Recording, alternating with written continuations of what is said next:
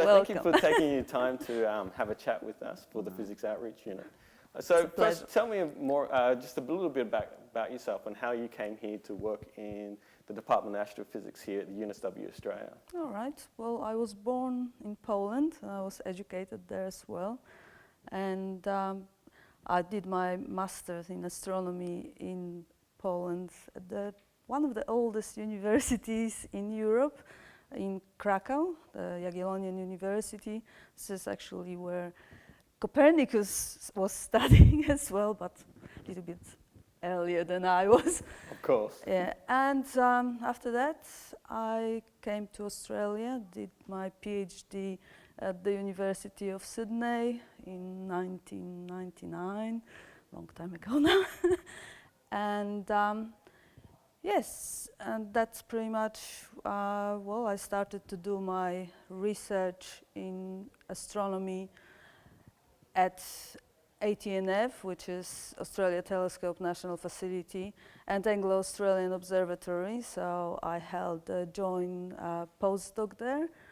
And after that, I was awarded the Harry Messel postdoctoral fellowship at Sydney Uni.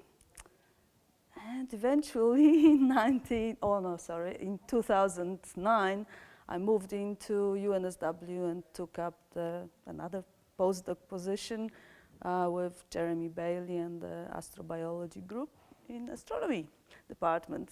Cool. So can you tell me about your research interests, or name in particular what you're currently working with Professor Jeremy Bailey? Yes, so, well, I actually have very varied research interests, and I think I started off with some bias towards distant universe and objects in the distant universe, which I tried to understand. So when I was doing my first postdocs, well, really, before I started to do my first postdocs, I was hoping to do cosmology and work on the universe as a whole and trying to understand it.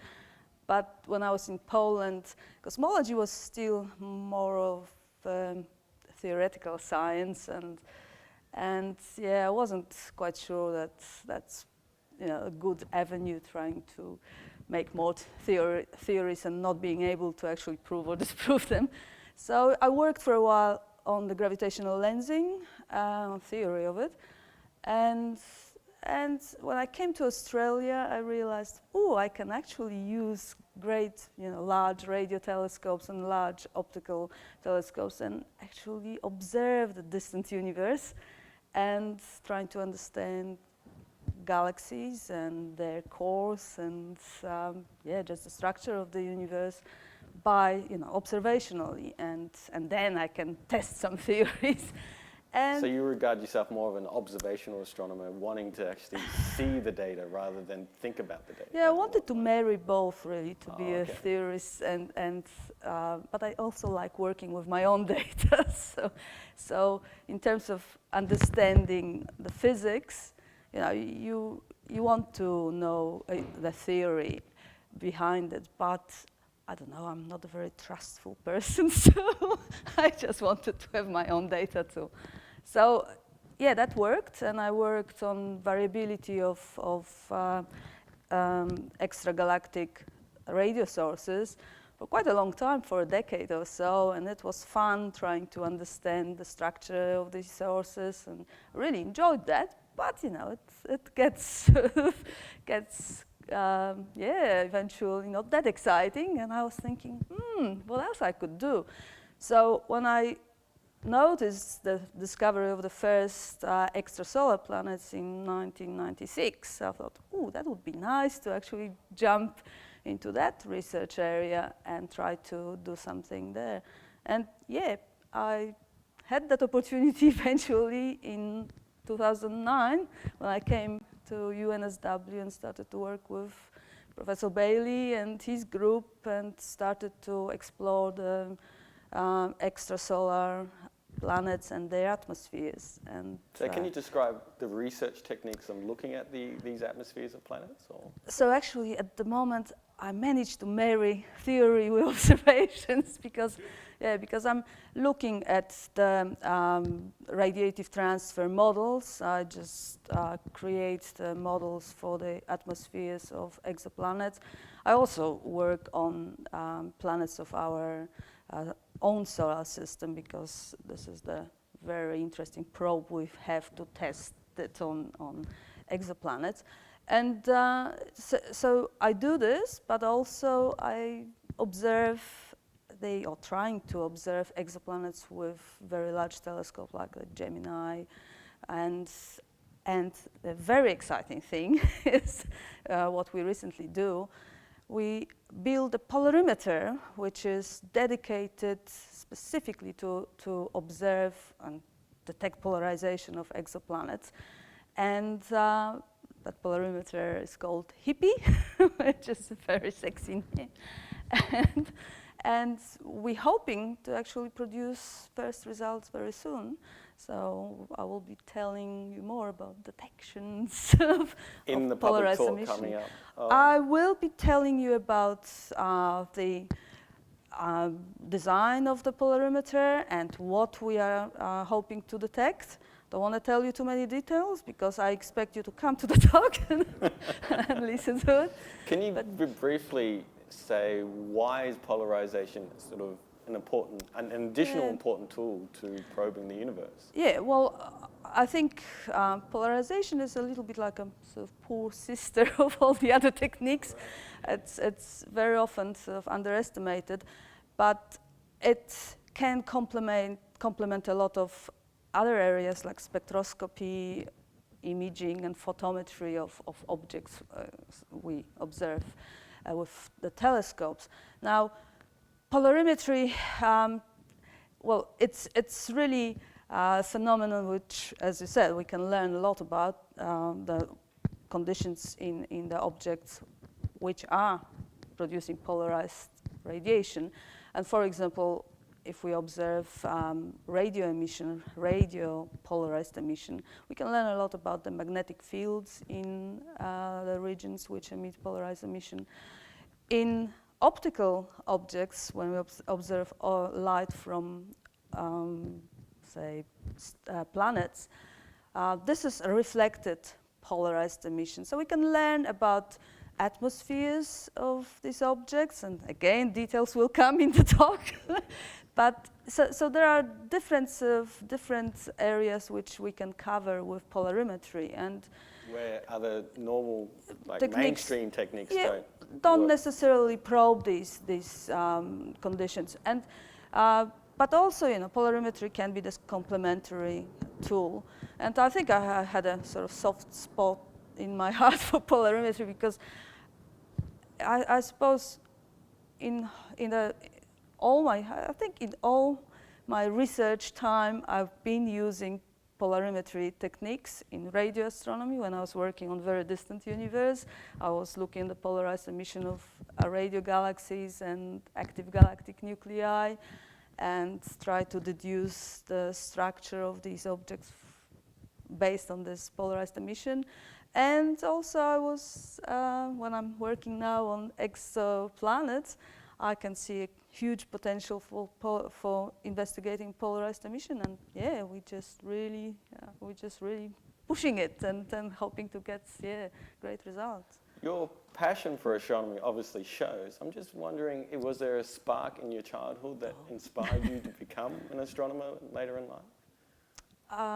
That's a tough one. I suppose when I was a child, I was a very curious person, and I was asking a lot of questions about the world and how it works, and including all the big questions about life in the universe. But I never got any really satisfying answers, especially for these big questions. So I guess I somehow associated that, investigating or just learning about the dark night sky would be bringing me much closer to actually getting these answered, these questions answered. And I think maybe my father was instrumental to actually developing this interest. He used to buy a lot of books and magazines about astronomy, and we used to talk about different things, which, different objects, and he was really very fascinated about galaxies and their structure. And I think, he probably sort of, just made me, feel the same way about this. So, I think maybe it was my father. So I guess I never considered any other profession, to be a good one for my future career, like serious career. So it's. Growing up in Poland with the idea of sort of the father of astronomy, Copernicus, how prevalent was that in your education system? Oh. Were they bragging? I mean, heck, I'll be bragging if someone like Copernicus was. Well, I think these, the Polish astronomers were pretty sort of prominent figures. First of all, when I was growing in Gdańsk, which is on the seaside, we had this very famous astronomer Hevelius, who was also born in Gdańsk. And I remember doing some quizzes about his discoveries. I think he discovered or named a few constellations, and don't remember now what other sort of achievements he produced. But at that stage, I was very aware of these figures, and obviously Copernicus was, his head was imprinted on the coins, and so Polish people were very proud of these astronomers, and astronomy was pretty strong in area in Poland. I don't remember anybody really asking me to or mixing astronomy with astrology. We studied astronomy in high school, and physics was very strong topic in high school. So I think there was more awareness of astronomy in Poland, I think. But here we've got that too. You're no stranger to sort of teaching. You do help out with teaching here at the university, but you also like going to schools and telling sort of about their research, like Scientists in Schools program. Can you talk more about that? I participate in science in schools, and I wish I had more time actually do more activities with school students there. And I especially would like to encourage women to pursue this career of astronomy. It's not easy, obviously, but with hard work and lots and lots of patience, you can really find that you enjoy your life and have a lot of fun with trying to sort of learn about things you wouldn't be able to, you wouldn't know about at all. And I guess when you've got a family, you find that your kids are also proud of you, although you travel a lot, so they miss you a bit too.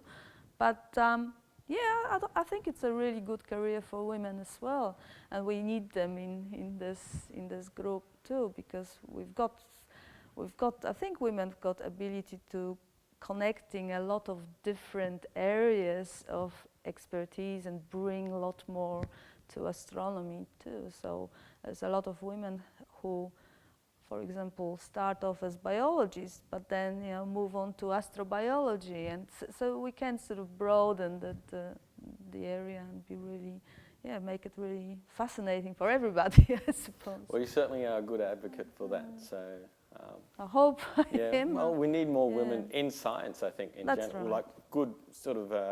I guess, conscientious and hardworking people. Not specifically the women or male, but more specifically they've got to be hardworking and encourage anybody, I guess. Yeah, you need to know a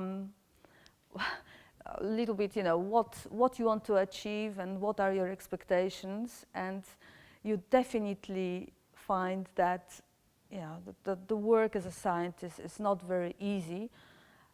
Doesn't pay too much, but it's extremely rewarding. It is in other ways. It's extremely rewarding. So, I would encourage people to do this. Well, you'll be giving a public talk on August 15th. So, thank you for your time here. and we'll look forward to your public talk about looking at the universe through polarized glasses, I believe is the title. Yes, indeed, these sort of glasses. Well, you can put them on now for Oh, well, I think I will do my exit like the Miami CSI.